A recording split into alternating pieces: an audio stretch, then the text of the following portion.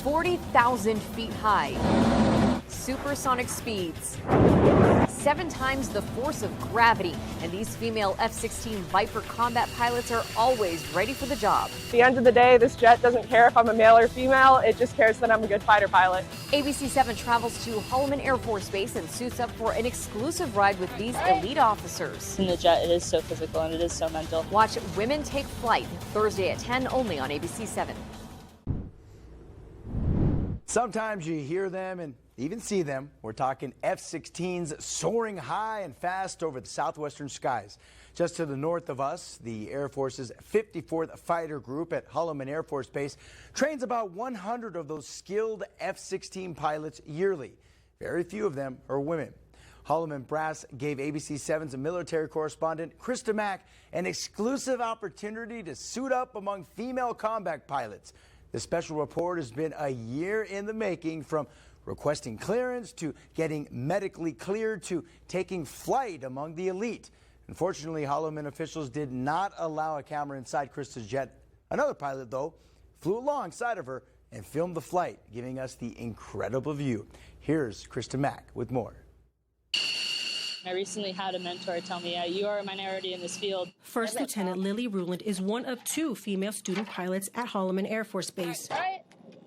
Fighter pilot isn't a gender, it's who you are that's deeper than that.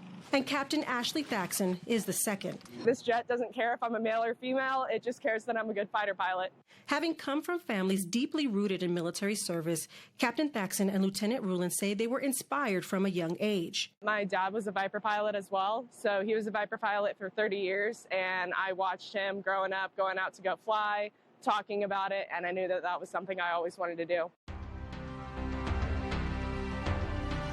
According to the Department of Defense, women make up about 20% of the Air Force, but they were not always permitted to fly in combat. In 1993, the military allowed women to fly combat missions for the first time. It was one of the first combat roles that opened up to women in the military. It really just shows how much effort they put into having a diverse Air Force, because that's truly what makes us stronger, is all of the other experiences working together to have a different mindset to overcome problems. The Air Force established the Women's Initiative Team to identify barriers that impact women who serve. Military uniforms, equipment, flight gear, and grooming standards were only designed for men. Airman Mia Butter says female pilots are in need of well-fitting flight gear. And as women, it's like, we need different DCs. It's always, because it's either going to be a big waist and then like tight legs, or it's going to be like big legs, smaller waist. That is just one of the challenges faced in training female pilots. Holloman Air Force Base officials say they produce 50% of all F-16 Viper pilots in the Air Force. That's a quarter of fighter pilots overall, men and women. No matter how hard it might be, no matter how exhausted you might be the day before, because at the end of the day, we're going to be up in the air above the fight, and someone's going to be counting us on the ground and counting on all the hours that we put in, all the hard work that we put in. Let's go, sir. Thank you. I suited up and trained with these student pilots, learning and seeing what it takes to become one of the 25%. I served 12 years in the Air Force, but never flew in an F-16. First, I had to be medically cleared. Equipment fitting and testing was no easy feat. So now I'm going to have you take the helmet off. You ready? Large amounts of oxygen was forced through the tube to make sure my mask had a proper seal. The G-suit had to fit snug to ensure blood circulates through my body, keeping me from passing out during flight. You pull it up just like this, and then the right. We inspect the straps that connect to the parachute in case we need to eject. It's pretty easy.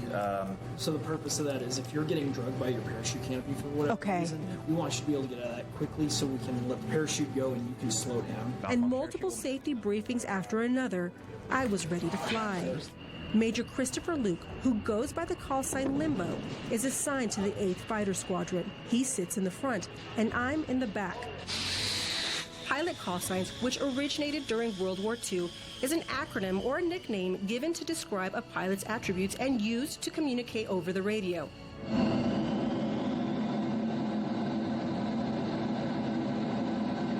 We fly up to 700 miles per hour in the sky.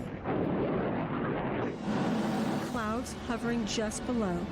That's when I understood what Lieutenant Ruland meant when she said, "It doesn't feel real." With the beautiful mountains in the background and the blue sky, takeoff and landing is what feels real. But when you're in the air, you're in a different world. We reach 44,000 feet in the air and vertically drop to 300 feet off the ground.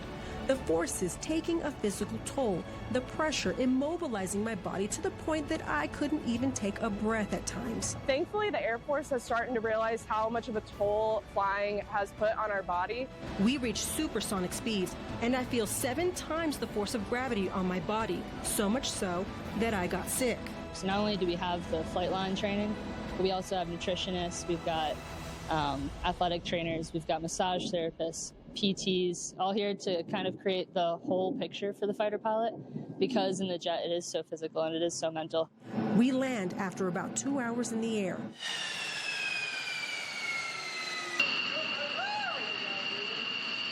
It was this moment Major Luke came up with my call sign, Rage.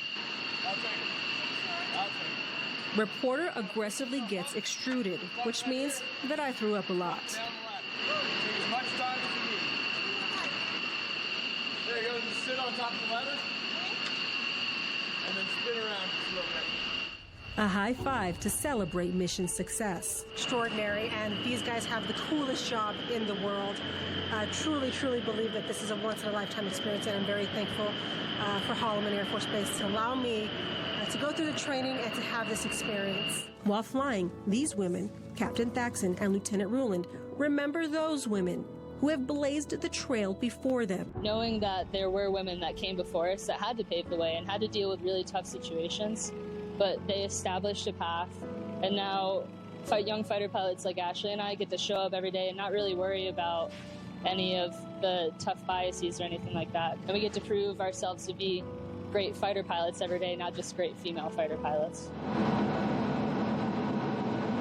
Signing off, Krista Rage Mack, ABC 7.